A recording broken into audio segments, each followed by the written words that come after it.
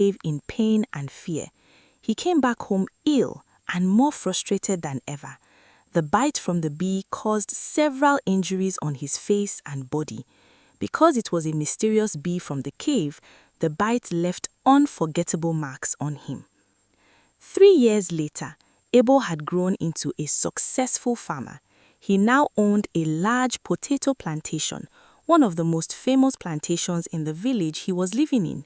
His plantation attracted foreign investors who invested in his potato business to help in the production of potato chips. Abel became wealthy. He owned cars, got married, and had a child.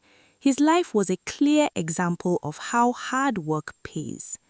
Mensa, however, was still in the village wasting his youthful age. He looked old, dirty, and weak. Laziness had taken full control of his life. He could not farm anymore. He had no wife and no children. He was still living in his uncle's house with the scars from the bee bite clearly visible on his face. Mensa regretted wasting his youthful age. He moved around the village searching for work and begging people to help him.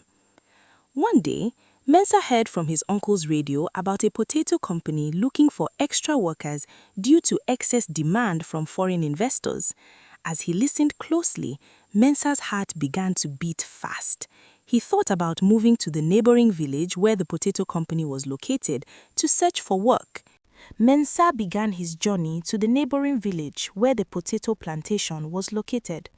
The road was long and rough, and his body was weak from years of laziness and suffering.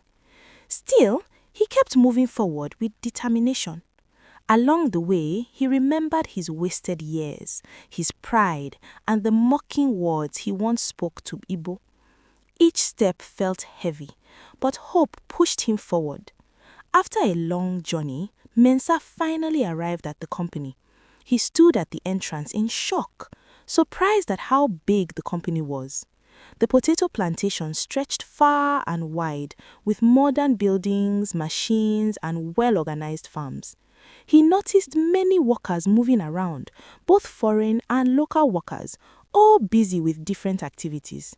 The place was full of life, discipline, and hard work, unlike the lazy life he once lived. On arrival at the potato plantation company, Mensa met the secretary of the company. She was neatly dressed and busy with documents. Mensa greeted her respectfully and explained that he was in search of a job. The secretary looked at him carefully, noticing his tired appearance and the scars on his face. She then directed him politely to the office of the general manager. Mensa walked slowly toward the office of the general manager. His heart was beating fast as he stood before the door. When he entered the office, he was shocked. Standing right in front of him was Igbo. Mensa could not believe his eyes.